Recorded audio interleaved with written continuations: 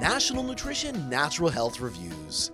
3 minutes of the latest naturopathic info with Canada's leading nutrition experts. Watch, learn, and get healthy naturally. Hi there, I'm Dr. Jonathan Beatty, naturopathic doctor and a health expert here at Nationalnutrition.ca. Anybody who's raised kids knows all about the childhood rashes. Doctors, we refer to them as the childhood exanthems. That's just a technical term for meaning, diseases with rashes. So it's really important though that if your child does have a suspicious rash, you do get it properly identified. And the reason behind that is the treatment is going to vary widely based on the type of rash that is exhibited and of course, the cause behind that rash. So for instance, one example, in my office, I actually had a child present with poison ivy where the mother thought it might be either measles or chicken pox. And so obviously the treatment plan changed dramatically once we figured out that it was in fact poison ivy and wasn't chicken pox or the measles. So on the topic of the measles, measles are typically characterized by a rash showing up on the body. Oftentimes it can actually also come up on what we call the buccal membrane or the inside of the cheeks. And these are what we call Koplik spots. So if the child has a red rash on their body, but they're also getting the little rash in the mouth, that's a real good identifier that it is true measles.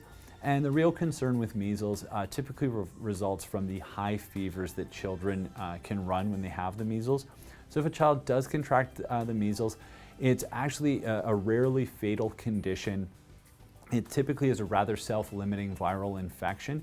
It is highly contagious, so you do want to try and quarantine that child just to try and prevent the spread of the measles. But that being said, it tends to be a rather self-limiting condition, and the real key treatment-wise is focused on controlling the fever, preventing the fever from becoming a high fever. Now, measles needs to be differentiated from the German measles or rubella, which is again caused by a slightly different virus. Instead of the measles virus, this is the toga virus. And rubella is going to be characterized by that red rash. It's different from chicken pox, and it tends to be more mild than true measles without having the involvement of the oral cavity. So if you have German measles, again, typically you're still focused on just limiting that excessive fever from happening, although that's much less common when you have a child with rubella. The one thing you do want to do though, if they do have things like rubella, just again, you want to quarantine them to try and prevent the spread of that condition. Next on the list is chicken pox. Now, chicken pox is caused by the varicella virus, and it's a very common childhood disease. This one, I actually recommend if you do have a child get exposed, try and expose as many of the neighborhood kids to this one as we possibly can.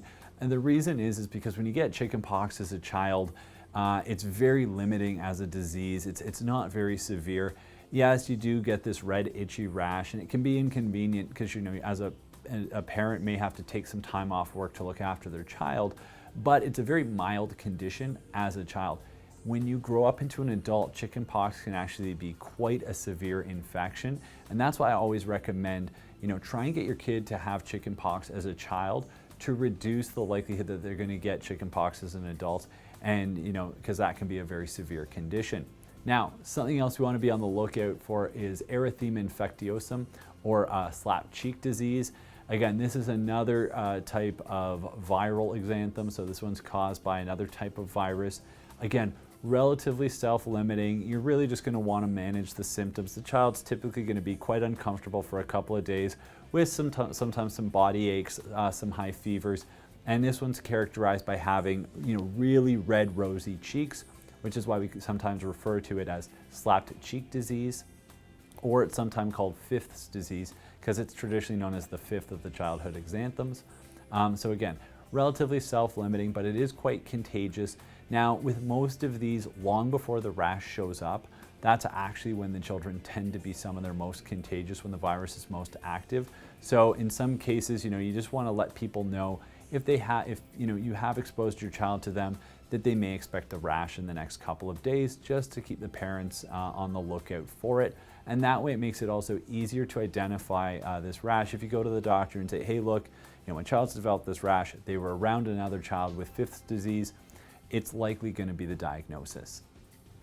Also, you want to be on the lookout for Scarlet Fever. This one's a little bit different. Again, typically you get that red rosy rash. It can affect the cheeks. So this is again why you want to go to a medical professional and get these properly diagnosed. This one, however, is caused by a bacterial infection. Streptococcus Pyogenes causes this. It's typically the bacteria that causes tonsillitis, strep throat, other types of oral infections or oropharyngeal infections. And the reason this one's important to treat is because it can actually go systemic and affect the heart and cause what we call rheumatic fever, where you can actually get damage to the valves in the heart. So treating this condition, treating scarlet fever, again, you're going to be treating that one with an antibiotic. And so because of that, I always recommend, if you're treating a child with antibiotics, give them a good probiotic to help re-inoculate their gut with the healthy bacteria, as the antibiotic is going to kill both the bad bacteria, that Strep Pyogenes, it's also going to kill the good bacteria. I often do recommend also supplementing these children with a probiotic gum. The reason for it is it has Streptococcus salivarius in it, and that is actually the arch nemesis to Streptococcus pyogenes, and so it can actually treat that infection and prevent infection with that bacteria, with the Strep Pyogenes. So Strep salivarius, great probiotic to, again, not only help treat this condition, but also to help prevent it. And then lastly, we also have the last of the childhood exanthems is what we call Roseola. And again, this is a type of viral infection. The thing with Roseola, again, rather self-limiting condition. Most children, they're a little uncomfortable for a couple of days. Nothing too major, but you do want to sequester them away from pregnant women. The concern with this condition is that if a pregnant woman gets it, it can cause harm to the unborn child. And so for that reason, that's why you really want to try and avoid allowing contact between a child with Roseola and a pregnant woman. So, if you do have a suspicious rash on your child, take them to the doctor, get it properly identified so that proper treatment can happen. And if it's a viral infection, look at supplementing them with things like vitamin D, which boosts the viral immune system. Echinacea, very effective at reducing the severity and the duration of viral infections. It doesn't work to prevent them, it works to help speed the recovery from them.